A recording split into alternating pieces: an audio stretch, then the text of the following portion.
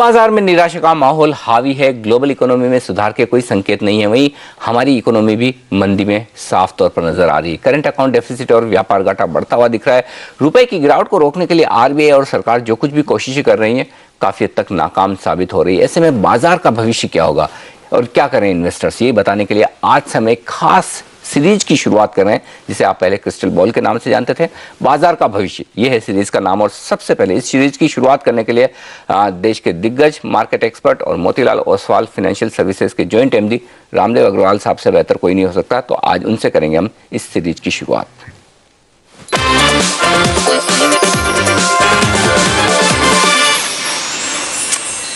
रामदेव जी, स्वागत है आपका सीएनबीसी आवाज पर। क्रिस्टल बॉल की शुरुआत हम आपके साथ कर रहे हैं। बड़ा सवाल और यही है कि बाजार के डायरेक्शन के बारे में आगे क्या अंदाजा लगाया जाए, क्योंकि इस वक्त माहौल सब तरफ निराशा का है।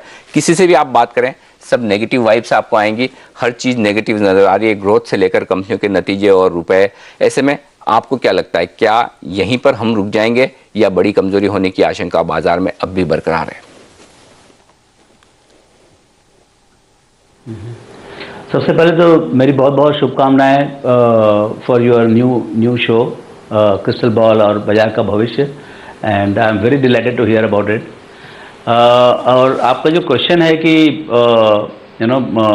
ये जो निराशाजनक जो माहौल है उसमें ही सबसे अच्छा माहौल बनता है इन्वेस्टिंग का, क्योंकि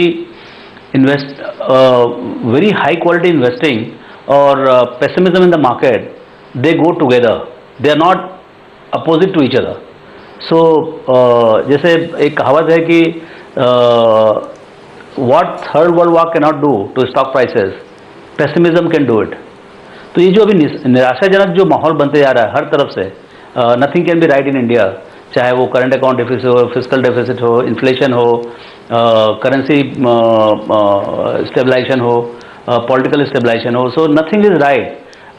सो इस टाइप के माहौल में वैल्यूएशंस कंपनीज के काफ़ी नीचे आते हैं और जो इन्वेस्टर होता है, जो long term sharply focus investor होता है, उसके लिए यही टाइम होता है जब वो बाहर निकले और धीरे धीरे अपना पोर्टफोलियो बनाते चले जाए। क्योंकि अभी क्या होगा कि सब this is definitely not the time to withdraw from the market. Whether the issue is whether you should start getting into the market or you should wait further time the market to get the absolute bottom. And my sense is that that is a fool's paradise, in the sense that trying to get the absolute bottom, and this is the time when you should slowly start getting into the market, start examining what should you buy and those kind of things. Good morning mister Ramdev Agarwal, Mugdha बोल रही हूँ। आपने कहा ये समय आ गया है, valuations cheap है कुछ सेक्टर्स के। कौन से ऐसे सेक्टर्स हैं जहां पर आपको लगता है एवरेज पीई से सस्ते दामों पर इस वक्त स्टॉक्स अवेलेबल है, जहां पर आपका फोकस है, आप देख रहे हैं वहां पर खरीदारी करने के लिए? देखिए, सेक्टर की तो बात डेफिनेटली आती है कि मतलब कौन कौन से businesses one can look at.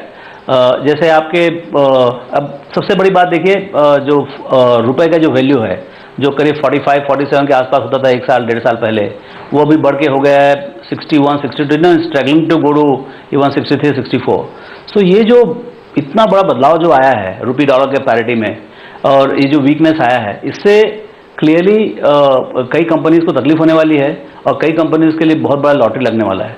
और कई कंपनीज ऐसे होंगी जिनका बिजनेस मॉडल पहले वायबल नहीं था एक्सपोर्ट करने के लिए, वो सब वायबल हो जाएंगे। और सरकार भी चाहेगी कि जितने एक्सपोर्ट ओरिएंटेड वेंचर्स हैं, जैसे SEZ हो रहा है, जो बीच में काफ़ी कंट्रोवर्सी हुआ था, गवर्नमेंट ने काफ़ी उसके ऊपर रिस्ट्रिक्शंस लेके आए थे। Now again those proposals are coming up, so government will try every single effort to make those projects viable and profitable. So जो कंपनीज एक्सपोर्ट से ऑलरेडी पैसे कमा रहे थे, जैसे आपका टेक्नोलॉजी कंपनीज हैं, सॉफ्टवेयर टेक्नोलॉजी कंपनीज, आपके फार्मास्यूटिकल कंपनीज हैं, ये सब companies they will do very well. दूसरा ये है कि आपके पास automobile companies, they are emerging as a very large export oriented companies from India, and even commodity companies. I hear that अब जैसे स्टील है, स्टील पहले काफ़ी इंपोर्ट होना चालू हुआ था 1-2 साल पहले। अब स्टील जो है एक्सपोर्ट कॉम्पिटिटिव हो गया है, यदि रॉ मटेरियल अवेलेबिलिटी इंप्रूव होता है, which I think will become better, तो क्या होगा कि स्टील कंपनीज भी काफ़ी हद तक एक्सपोर्ट ओरिएंटेड बन जाएंगी। सो ऐसे धीरे धीरे आप देखते जाएंगे, कंपनी आफ्टर कंपनी आप जाते जाएंगे, तो आपको माहौल बदलते हुए नजर आएगा काफ़ी कंपनीज में, और बाजार अभी उनको ये सब को वैल्यूएशन नहीं कर रही है। सो आपको जो समझ में आता है, जहाँ पर आपकी समझ है बिजनेस की, जहाँ पर मैनेजमेंट अच्छे हैं, जिनका इंटीग्रिटी अच्छा है, माइनॉरिटी शेयर होल्डर के लिए बिहेवियर अच्छा है, और भाव तो अभी मेरे ख्याल से across the board except for 10-15 companies, 20 companies, सब जगह बहुत रिजनेबल भाव है। सो अभी क्या है कि जो आपको जो करेज है वो मतलब पेसिमिज्म को छोड़ते हुए आपको करेजियस होना पड़ेगा, और जाके अभी ये सब कंपनीज खरीदनी पड़ेंगी। जी रामदेव जी, लेकिन क्या ऐसी हिम्मत बैंकिंग शेयरों में इस वक्त दिखानी चाहिए जो बुक वैल्यू से भी आधे से कम नाम में पीएसयू बैंक्स मिल रहे हैं, और प्राइवेट सेक्टर बैंक्स जो आपके काफ़ी लंबे समय तक फेवरेट रहे हैं, अब जो आरबीआई ने रुपए की कमजोरी को रोकने के लिए जो एक्शन लिया उसका इम्पैक्ट उनके मार्जिन पर दिख रहा है, और वहाँ पर भी काफ़ी अच्छा खासा करेक्शन हुआ है। क्या इस वक्त ये प्राइवेट सेक्टर बैंक्स खरीदारी करने का एकदम सही वक्त है? हाँ अनिल, इसमें क्या है कि जो शॉर्ट टर्म मेजर्स अभी जो गवर्नमेंट ने लिए हैं या अभी और आने वाले हैं, जिसके लिए आपको डॉलर के लिए डॉलर को रुपये को सपोर्ट करने के लिए जो मेजर्स आने वाले हैं, उससे जो शॉर्ट टर्म अपीवल हुआ है प्राइवेट सेक्टर बैंक्स में, वो एक बहुत बड़ा अपॉर्चुनिटी मिलेगा कि क्योंकि प्राइवेट सेक्टर में भी सब तरह के बैंक हैं, जैसे HDFC बैंक है, तो इनका जो लाइबिलिटी स्ट्रैटेजी है, जो इनके पास कासा डिपॉजिट्स हैं, वो 45, 47%, 48% है। सो कई स्ट्रॉन्ग बैंक हैं, वो भी अभी सब प्राइवेट सेक्टर बैंक सबके शेयर प्राइस गिरे हुए हैं। सो इसमें जो जिन बैंक्स के लाइबिलिटी स्ट्रैटेजी बहुत स्ट्रांग है, उनको यदि वो बैंक यदि आप थोड़े नीचे भाव में खरीद सकें, तो clearly they will be very good buys.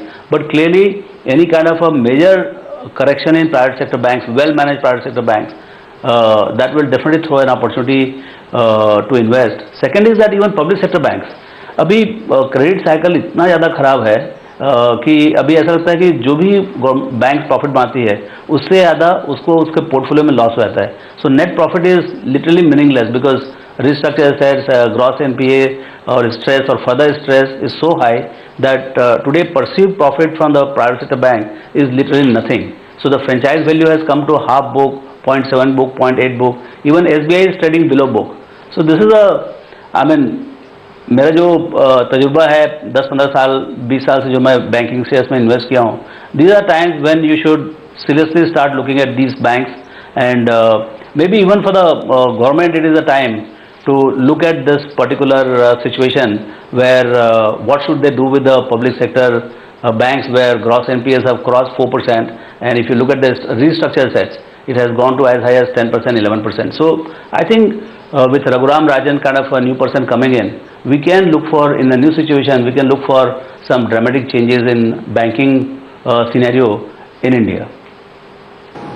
Alright, तो बैंकिंग ये ऐसा स्पेस है जहां पर पेसिमिज्म ज़्यादा है, और जब ज़्यादा पेसिमिज्म हो तभी खरीदारी करने के मौके ढूंढने चाहिए। लेकिन मिस्टर रामदेव, एक सवाल यहाँ पर ये है कि अब पहले क्वार्टर के नतीजे आ चुके हैं, 2014 हमारे सामने है। क्या हम ये एक्सपेक्ट करें कि सरकार की तरफ से कोई खास कदम अगले 1 साल 1.5 साल नहीं आएगा, और जब इलेक्शन हो जाएंगे उसके बाद ही हम कुछ नए स्टेप्स देखने को मिलेंगे, और तब तक शायद ये जो एक पेसिमिज्म का माहौल जिसकी हम बात कर रहे हैं वो तब तक बना रहेगा?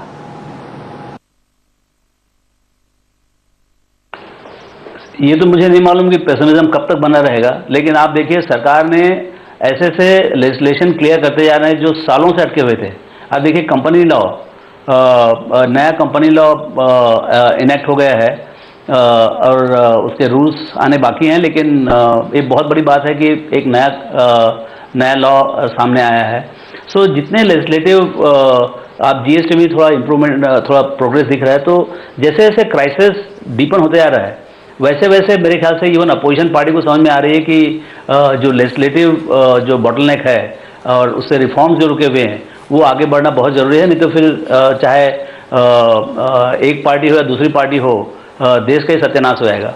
सो मेरे ख्याल से ये पॉलिटिशियंस समझ रहे हैं और जो अभी जो बाकी सब दूसरे world parts of the particularly Asia में जो अपीवल्स हो रहे हैं, जिससे सरकार से जो नाखुश जो जनता है वो उनके अगेंस्ट में प्रोटेस्ट कर रहे हैं। सो ये देखते हुए मेरे ख्याल से इलेक्शन तक वेट करने की जरूरत नहीं है। Crisis is very big and मेरे ख्याल से रिफॉर्म्स होते रहेंगे। यही है कि जो पेसिमिज्म का जो माहौल है उसको क्या और कब, मेरे ख्याल से जब तक लीडरशिप चेंज नहीं होगा तब तक शायद उसमें पेसिमिज्म कम नहीं होगा, और तब तक आपके लिए ये 1 साल का विंडो है which is a very good time to go and pick your choice. लेकिन क्या इस कमजोर बाजार में एक ऐसी स्पेस जिसे कहते हैं कि प्लेस टू हाइड या फिर डिफेंसिव स्टॉक्स, फार्मा अब फिर से 2 दिनों से जबरदस्त एक्शन में आता हुआ दिख रहा है। रैनबैक्सी की री रेटिंग होती हुई दिख रही है, सन फार्मा और सिप्ला ने जैसे नंबर्स दिए और एफआईएस के फेवरेट भी है। ये अलग बात है कि पिछले कुछ दिनों में यूएस एफडीए की दिक्कतों की वजह से इन स्टॉक्स पर अच्छा करेक्शन हुआ है। क्या आपको ये स्पेस पसंद है? क्या यहाँ खरीदारी करनी चाहिए? इन्वेस्टर्स के लिए बेहतरीन मौके हैं?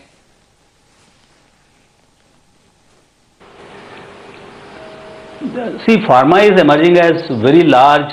I mean, apart from the domestic market, जो आपका है इतना बड़ा देश है, इसमें आपका जो नया ड्रग पॉलिसी भी आया हुआ है, सो जो एक डोमेस्टिक अपॉर्चुनिटी है और उससे बड़ा मेरे ख्याल से इंटरनेशनल अपॉर्चुनिटी है ऑन जेनरिक्स। सो और जो वीक करेंसी है उसका बहुत बड़ा बेनिफिट मिलेगा। सो क्लियरली आईटी के बाद फार्मा एक बहुत बड़ा अपॉर्चुनिटी है, जो कि एक तो नॉन सिक्लिकल है और दूसरा इसमें इंडिया का कॉम्पिटेंस है in terms of API, in terms of process, in terms of understanding the requirement of the world markets. So इसमें apart from 3-4 very large companies, even छोटे छोटे नए companies with new competencies, they are also coming up. So you can do a mid cap search as well as large cap opportunity. So ये बहुत fertile field है in terms of investing. तो यहाँ पर रामदेव अग्रवाल साहब साफ तौर पर कहते हुए दिख रहे हैं कि इस कमज़ोर बाजार में जहाँ सब तरफ से नेगेटिव खबरें आती हुई दिख रही हैं, कुछ पॉजिटिव्स भी देखने की कोशिश कीजिए, और जब सब तरफ इस तरह का निराशा का माहौल हो तभी आपके लिए खरीदारी के बेहतरीन मौके हैं। बहुत बहुत शुक्रिया अग्रवाल साहब आपका सीएनबीसी आवाज़ के लिए इस खास सीरीज की शुरुआत आज करने के लिए हमारे साथ यहाँ पर। लेकिन उनकी जो पसंद है साफ तौर पर बैंकिंग शेयरों में निवेश के बेहतरीन मौके दिख रहे हैं। जिस तरह से बैंकिंग शेयरों पर मार पड़ी है, सब तरफ नेगेटिव्स हैं, वहाँ आप खरीदारी कर सकते हैं। ऑटो शेयरों में सेलेक्टिवली खरीदारी कर सकते हैं। फार्मा और आईटी 2 सेक्टर्स ऐसे हैं जो उन्हें लगता है कि आगे चलते हुए अच्छे रिटर्न दे सकते हैं, बशर्ते कि आप अच्छी मैनेजमेंट वाली, अच्छी कॉर्पोरेट गवर्नेंस वाली और मजबूत फंडामेंटल्स वाली कंपनियों में धीरे धीरे यहाँ पर पैसा लगाने की कोशिश करें। चलिए, बाजारों में शुरुआत तो मजबूती के साथ हुई, लेकिन थोड़ी बहुत प्रॉफिट बुकिंग ऊपर के लेवल से आती हुई दिख रही है। लेकिन अब भी हम हरे निशान में बने हुए मिड कैप शेयर मजबूती बरकरार रखते हुए पहला सौदा में आज के लिए इतना ही। थोड़ी देर में लेकर आएंगे आवाज आईपीएल। बने रहिए सीएनबीसी आवाज पर। अब पहला सौदा की टीम को दीजिए इजाजत। नमस्कार।